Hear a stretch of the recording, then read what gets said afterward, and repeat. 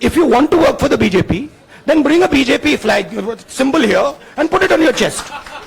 Then I'll answer you the same way I answer them. Don't pretend to be a press man. Vikrant,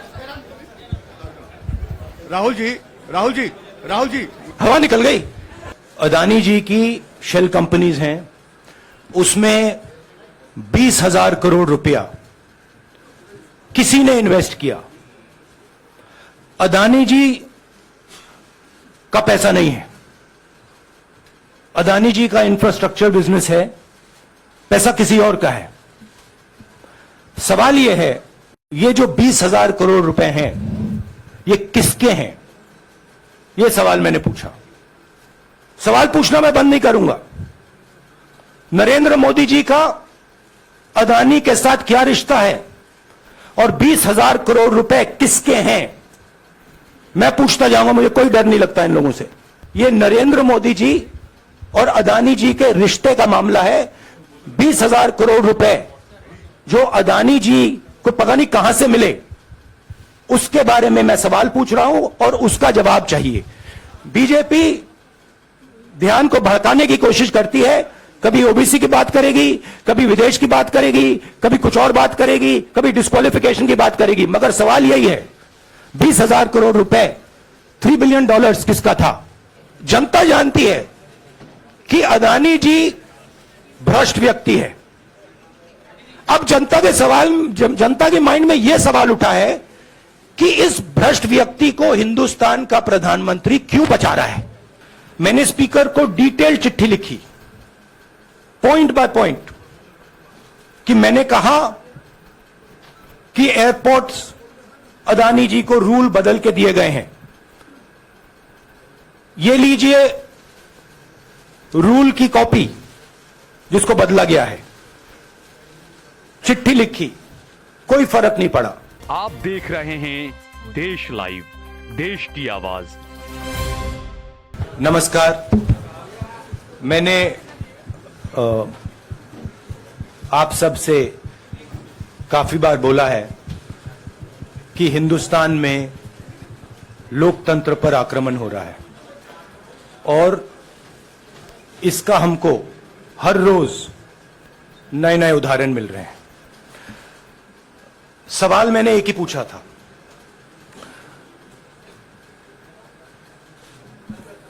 foundation पे जाता हूं।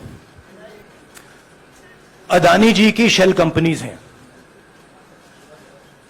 अदानी जी की shell companies हैं, उसमें 20,000 करोड़ रुपया किसी ने इन्वेस्ट किया। अदानी जी का पैसा नहीं है, अदानी जी का इंफ्रास्ट्रक्चर बिजनेस है, पैसा किसी और का है। सवाल यह है, ये जो 20,000 करोड़ रुपए हैं, ये किसके हैं? यह सवाल मैंने पूछा। मैंने पार्लियामेंट हाउस में प्रूफ देके, जो मीडिया रिपोर्ट से मैंने निकाला, अदानी जी और नरेंद्र मोदी जी के रिश्ते के बारे में डिटेल में बोला। रिश्ता नया नहीं है, रिश्ता पुराना है। जब नरेंद्र मोदी जी गुजरात के सीएम बने थे, तब से रिश्ता है और उसके बहुत सारे पब्लिक प्रूफ्स हैं। हवाई जहाज में मैंने फोटो दिखाई, नरेंद्र मोदी जी बड़े कंफर्ट में बैठे हुए थे अपने दोस्त, अपने मित्र के साथ। पार्लियामेंट में मैंने दिखाई। यह सवाल मैंने पूछा। फिर मेरी स्पीच को एक्सपंज किया गया। मैंने स्पीकर को डिटेल चिट्ठी लिखी, पॉइंट बाय पॉइंट, कि मैंने कहा कि एयरपोर्ट्स अदानी जी को रूल बदल के दिए गए हैं। ये लीजिए रूल की कॉपी जिसको बदला गया है।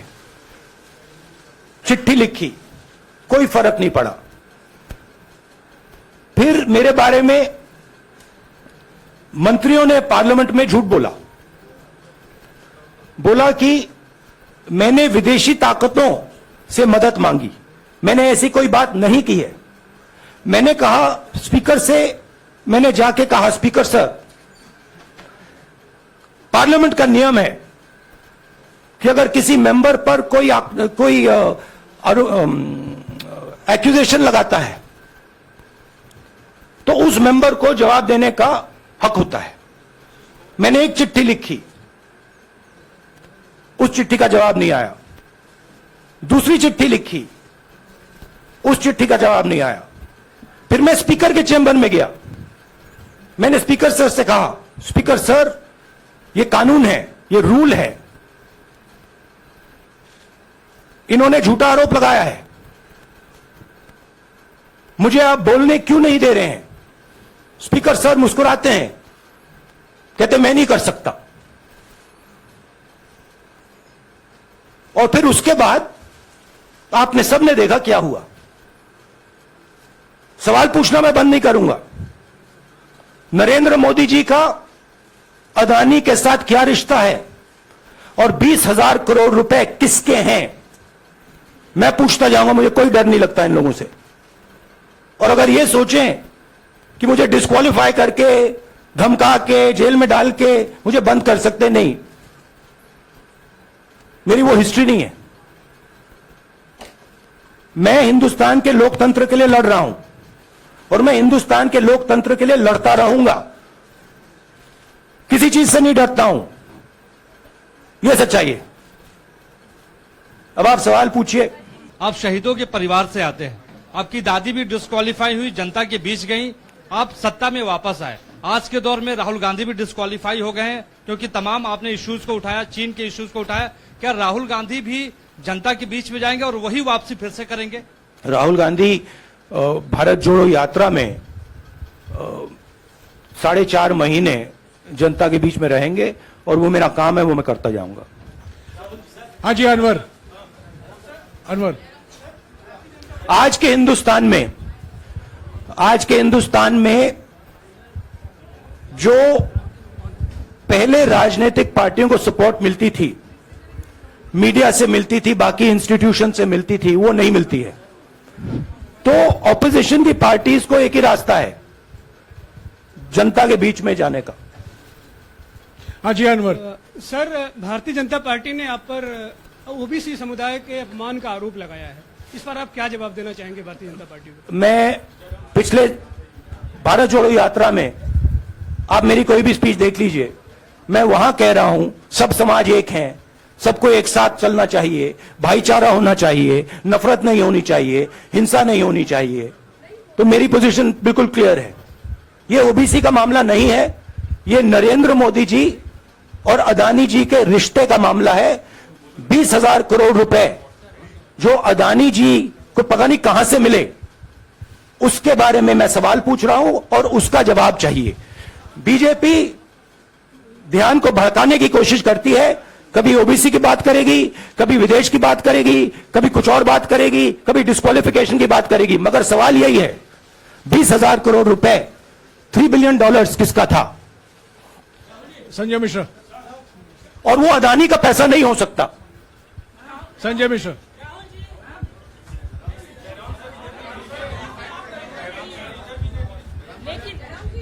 आपने कहा आप डरते नहीं हैं, लेकिन स्टेट के टारगेट पे हैं और स्टेट आपके खिलाफ है, पूरी स्टेट, पूरी मशीनरी आपके खिलाफ है। ऐसे में आपके सामने चैलेंजेस बहुत बड़ा है, तो रास्ता क्या है, रणनीति क्या है? देखिए भैया, चाहे स्टेट हो, चाहे कुछ भी हो, मैं सच्चाई को देखता हूं। मुझे और किसी चीज में इंटरेस्ट नहीं है, मैं सच्चाई बोलता हूं। राजनीति में यह फैशनेबल बात नहीं है, मगर यह बात मेरे खून में है। मैं और कोई रास्ता निकाल ही नहीं सकता हूं। तो मेरा काम यह है, यह मेरी तपस्या है, जीवन की तपस्या है, उसको मैं करता जाऊंगा। चाहे मुझे डिस्क्वालीफाई करें, मारे पीटे, जेल में डाले, मुझे कोई फर्क नहीं पड़ता। मुझे अपनी तपस्या करनी है। इस देश ने मुझे सब कुछ दिया है। शांत हो जाइए। इस देश ने मुझे सब कुछ दिया है, प्यार दिया है, इज्जत दी है, इसलिए मैं ये करता हूं।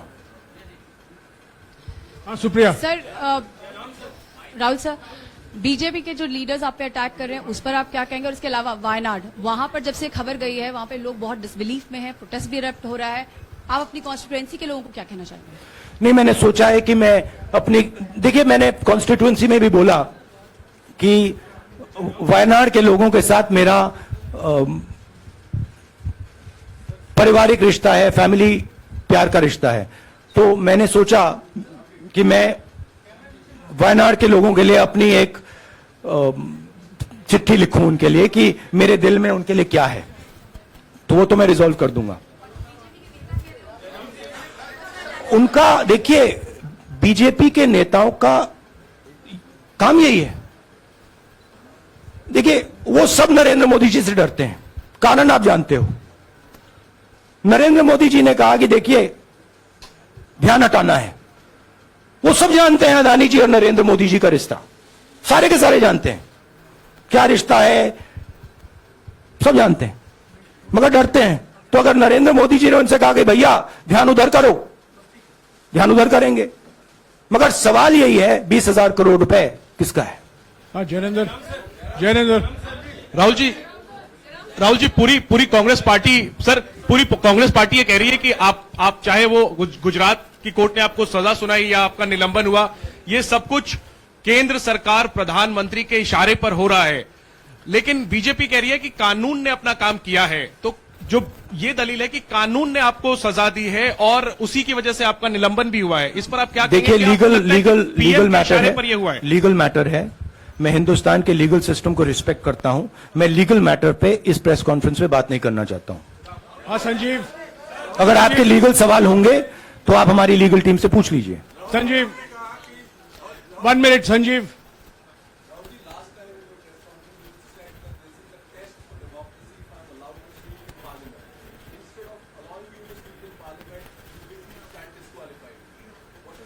No, look, please understand why I have been disqualified. I've been disqualified because the Prime Minister is scared of my next speech. He's scared of the next speech that is going to come on Adani, right? I've seen it in his eyes. So he's terrified of the next speech that is going to come, and they don't want that speech to be in Parliament. That's the issue. That is why, first the distraction, now the disqualification. Please don't be confused about this matter. There is a deep relationship between Narendra Modi ji and Mr. Adani. There is a question. 20,000 crore rupees have suddenly arrived in Mr. Adani's shell companies. Where has this money come from? Whose money is it? It is, some of these companies are defense companies. Why is the defense ministry not asking this question? Why is the defense ministry not asking the question? But please explain to us, whose money is this that is being spent on our drone development, that is being spent on our missile development, that is being spent on our ordnance production? Why is the defense ministry not asking this question? हाँ मंजरी please, एक minute मंजरी। सदस्यता की रद्द हुई तो उसके बाद बहुत सारे ऐसे विपक्षी दल जो अभी तक कांग्रेस से दूरी बना के चलते थे वो भी आपके समर्थन में आए। तो आपको क्या लगता है अब वो समय आ गया है जब सारे विपक्ष को एकजुट हो जाना चाहिए? मैं उन सब विपक्षी दलों का धन्यवाद करता हूं कि उन्होंने इस बात में हमारी सपोर्ट की और हम सब मिलके काम करेंगे। रंजीता जिस बयान को लेकर आपको ये सजा सुनाई गई है, क्या आपको लगता है, आपको अफसोस है उस बयान को लेकर? क्या कहेंगे उस बयान पर? अब देखिए, अब ये लीगल डिस्कशन है, उस पे मैं टिप्पणी नहीं करना चाहता हूं क्योंकि ये कोर्ट में मामला है। मगर मैं जो भी सवाल उठाता हूं वो सोच समझ के उठाता हूं। हाँ जी नीरज। राहुल जी अभी कुछ ही दिन पहले लक्षद्वीप के सांसद मोहम्मद फैजल की सदस्यता गई थी और बाद में हाईकोर्ट ने स्टे कर दिया था। अभी उनकी मेंबरशिप रीइंस्टेट नहीं हुई है। तो सुन लीजिए। हाँ। राहुल जी सुन लीजिए, अभी उनकी सदस्यता रीइंस्टेट नहीं है, लेकिन चुनाव आयोग ने चुनाव की घोषणा करने के बाद उसे रोक दिया था। अगर ऊपरी अदालत से आपको स्टे मिलता है तो आपको उम्मीद है कि लोकसभा स्पीकर भी आपकी सदस्यता को बहाल कर देंगे? मुझे उम्मीद में कोई इंटरेस्ट ही नहीं है। चाहे मुझे सदस्यता मिले ना मिले, मैं अपना काम करूंगा। अगर ये मुझे परमानेंटली डिस्क्वालीफाई कर दें तो भी मैं अपना काम करूंगा। अगर मुझे रीइंस्टेट कर दें तो भी मैं अपना काम करूंगा। मुझे कोई फर्क नहीं पड़ता मैं पार्लियामेंट के अंदर हूं या बाहर हूं, कहां हूं। मैंने आपसे कहा मुझे अपनी तपस्या करनी है, मैं उसको करके दिखाऊंगा। दोनों मुख्यमंत्रियों का भी अडानी जी से रिश्ता है, उनके साथ लेन देन का मामला, उसका कहा जाए धंधे का मामला है।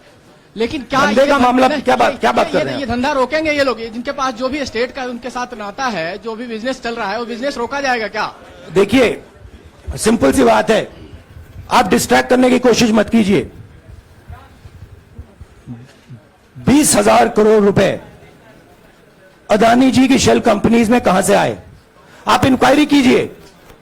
अगर बात निकली कि हमारे चीफ मिनिस्टर का पैसा है तो इनको जेल में डाल दीजिए।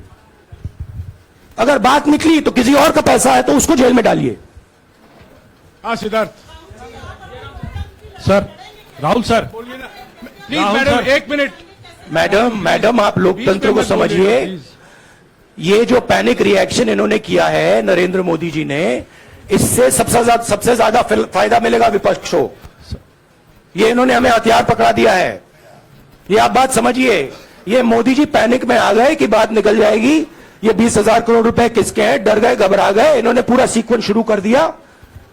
ये विपक्ष को सबसे बड़ा इन्होंने हथियार दिया है राहुल जी, क्योंकि जनता के माइंड में अब एक सवाल आ गया है कि जनता जानती है कि अदानी जी भ्रष्ट व्यक्ति है। अब जनता के माइंड में यह सवाल उठा है कि इस भ्रष्ट व्यक्ति को हिंदुस्तान का प्रधानमंत्री क्यों बचा रहा है। यह मतलब अब सब कुछ बीजेपी के लोग, नरेंद्र मोदी जी सब कुछ इस व्यक्ति को बचाने के लिए क्यों कर रहे हैं। दूसरा सवाल, बीजेपी के लोगों ने कहा कि अदानी पर आक्रमण देश पर आक्रमण है। मतलब इनके माइंड में देश अदानी है और अदानी देश है। बात समझिए। राहुल जी, हाँ सिद्धार्थ। राहुल जी, मेरा सवाल आपसे ये सिद्धार्थ। है कि जब आप ये फैसला सामने आया, आपको मैक्सिमम पनिशमेंट जो है इसमें जो हो सकती है वो आपके लिए मुकर्रर की गई। इस बीच कई लोगों ने यह भी कहा, आपके पार्टी के भी एक सांसद ने कहा कि कम से कम जज को यह देखना चाहिए था कि सामने जो शख्स है वो एक गांधी परिवार से आता है। इस पर आप क्या कहेंगे? और आपको लगता है मैक्सिमम पनिशमेंट जो है आपके केस में, मैक्सिमम पनिशमेंट आपके लिए मुकर्रर की गई, क्या आपको इसके पीछे क्या कहना है आपका? वही मैंने कहा, अगर डिस्ट्रैक्शन करना है, मैक्सिमम पनिशमेंट की तो जरूरत है। मिनिमम पनिशमेंट से बात थोड़ी बनेगी। मैं तो सोच रहा था भैया 5 साल होते, 7 साल होते, 10 साल होते, वो भी मिल जाता। मुझे क्या फर्क पड़ रहा है? पहला आपका अटेम्प्ट वहां से आया, दूसरा आपका अटेम्प्ट यहां से आया, तीसरा आपका अटेम्प्ट यहां से आया। आप इतनी डायरेक्टली बीजेपी के लिए क्यों काम कर रहे हो? थोड़ी डिस्कशन से करो यार, थोड़ा घूम घाम के पूछो। क्या आपको ऑर्डर दिया है क्या? देखो मुस्कुरा रहे हैं। घूम घाम, मैं आपको उदाहरण देता हूं। आप थोड़ा घूम घाम के निकाल नुकुल के बोलो। देखो ऐसे बोलो पहले, राहुल जी, हाँ तो please if you want to work for the BJP, then bring a BJP flag symbol here and put it on your chest. Then I'll answer you the same way I answer them. Don't pretend to be a pressman. Vikrant, Rahul ji, हवा निकल गई. Rahul ji, BJP के लोग बार बार ये बात कहते हैं कि आपने जब विदेश में जाके भाषण दिया तो उन्होंने कहा माफी मांग लेते. अभी कहा कि कोर्ट में आपसे कहा गया माफी मांग लेते. तो जब ये लोग कहते हैं राहुल गांधी माफी मांग लेते, तो राहुल गांधी क्या सोचते हैं? राहुल गांधी सोचता है मेरा नाम सावरकर नहीं है, मेरा नाम गांधी है. गांधी किसी से माफी नहीं मांगता. और मैंने कहा पार्लियामेंट हाउस में, कहा कि भैया मुझे बोलने दीजिए ना, एक बार तो बोलने दीजिए. 2 बार चिट्ठी लिखी, तीसरी बार मैं पर्सनली स्पीकर से जाके कहता हूं, स्पीकर सर प्लीज, आप डेमोक्रेसी के लोकतंत्र के आप प्रोटेक्टर हैं, मुझे बोलने दीजिए, मुस्कुरा के कहते हैं भैया मैं तो नहीं कर सकता। आप नहीं कर सकते तो कौन कर सकता है? शायद मुझे जाके मोदी जी से पूछना पड़े, वो तो करने नहीं देंगे। तो मेरा जो पॉइंट है, इस देश में लोकतंत्र खत्म हो गया है। इस देश के लोग जो इनके दिल में है, हमारे दिल में है, बोल नहीं सकते हैं। इस देश के इंस्टीट्यूशन पर आक्रमण हो रहा है, और उस आक्रमण का मैकेनिज्म क्या है?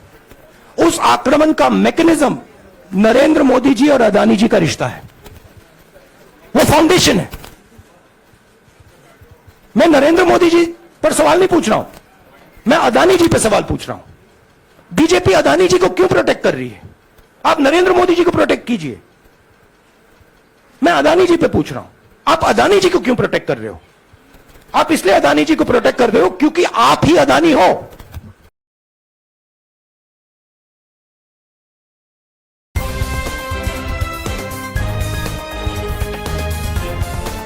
देश और दुनिया की तमाम छोटी और बड़ी खबरों के लिए हमारे चैनल को सब्सक्राइब करना न भूलें और बेल का बटन जरूर दबाएं।